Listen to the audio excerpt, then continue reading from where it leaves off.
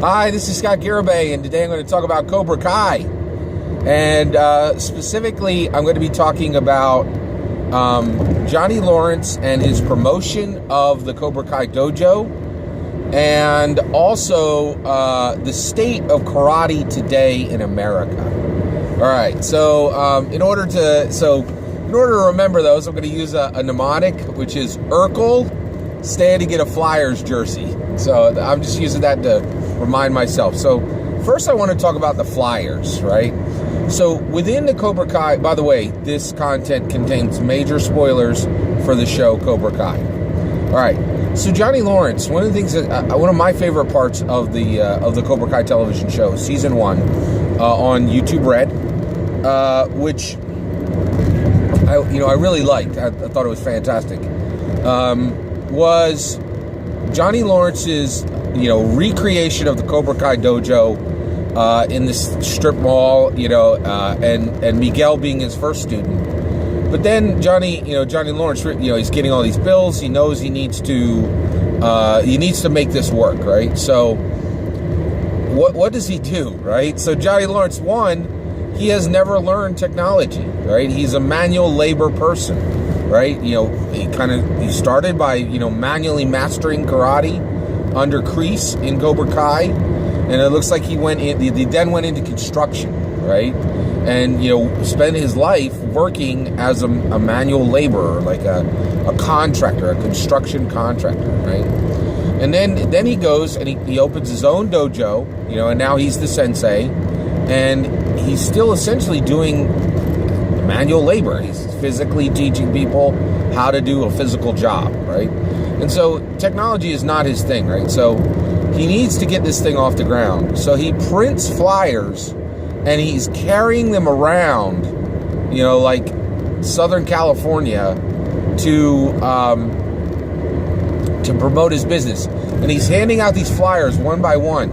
He's going into high school, and taping up his flyers so the high school kids will see, his business. And it just blew me away. Like, there was just so much in this statement, right? So one, I had a tremendous amount of respect for what he was doing, Johnny Lawrence at the beginning of the show loses his job because he's rude to this lady who was very, very rude to him, right? And basically he loses his job. He's now out of work, right? But within days, he has created his own position. He's created this Cobra Kai dojo, and he's saying, hey, I'm going to move this forward. I'm going to make this work, right? And there's just so much here, right? Like, so I think, printing those flyers and taking them around and giving them to people and taping them up on business is a terrible idea, right? I just feel like it's so much effort, and it reaches so few people, and it's such an antiquated method. But you have to respect it, because essentially I feel like the flyers are going to fail. That tactic is going to fail. But the idea of Johnny Lawrence saying, it doesn't matter, I'm going to do something. Even if I spend, 80% of my effort and there's only 20% chance that this is going to work, right? I'm still going to do it, because I don't give up. I never stop working. I never stop trying to move forward. I am going to do something. Even if the probability of that thing is so low, I'm not going to give up, right? And I'm gonna take whatever chance is given me. I'm gonna always roll the dice, even if it's only a 3% chance of success. You know what I mean? And I feel like the Flyers idea is a terrible idea. It's no way to grow a business, right? But what is invaluable is that idea that it doesn't matter if my idea is a bad idea. It doesn't matter that the percentage chance is very, very low that this will succeed. I will not stop trying. I will not stop attempting to make my ideas work, right? And that, so there's two, almost like counter things that are happening there, and so I just had, and when they were showing him just handing these things out, people throwing them on the ground, people ignoring him, and he just keeps moving forward and giving them out. I was like, wow, that, there's a message in that, right? And that in this life, you cannot give up. It's so important important that you do not give up, right? And it's so countercultural. It's so incredibly countercultural because nowadays, especially, with technology coming up, they're like, well, just, sit back, let the big scale ideas do their thing, and I just really had a lot of respect for him going out and attempting this, right? So I thought that was really interesting.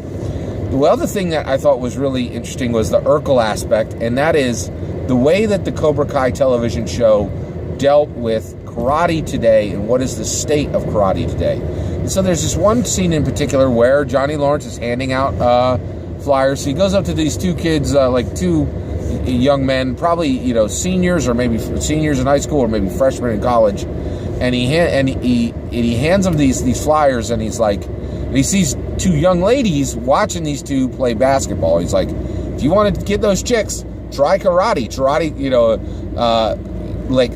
Essentially saying that karate is cool, right?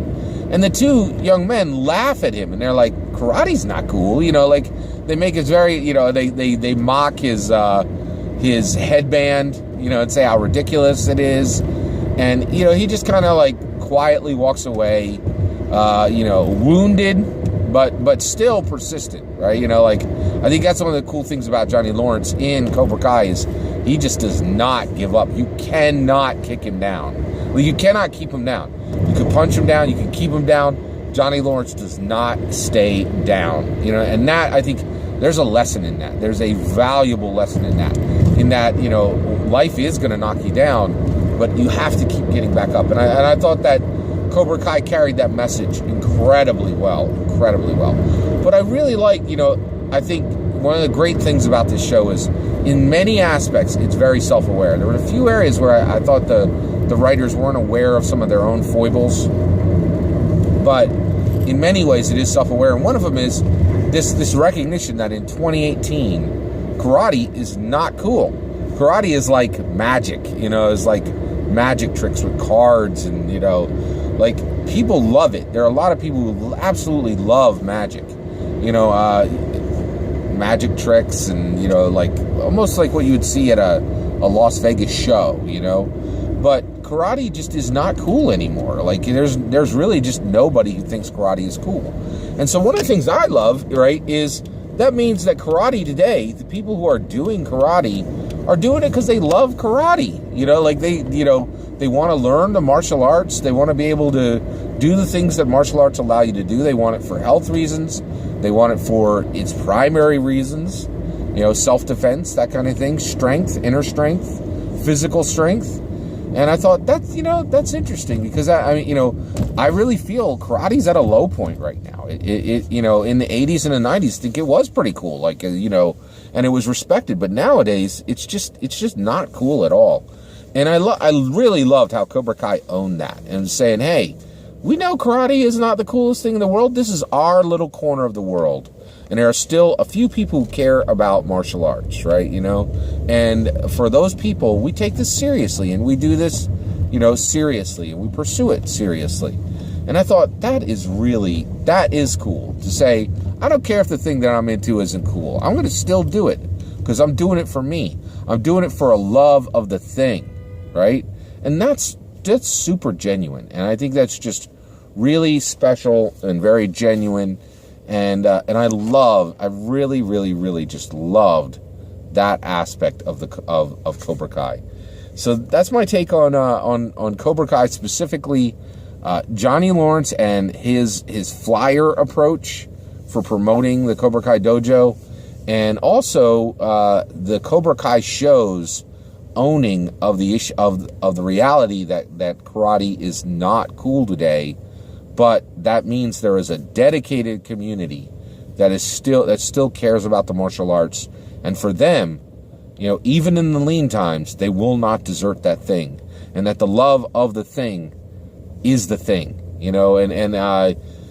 As a big fan of a niche hobby myself, I have mad respect for that. Take care.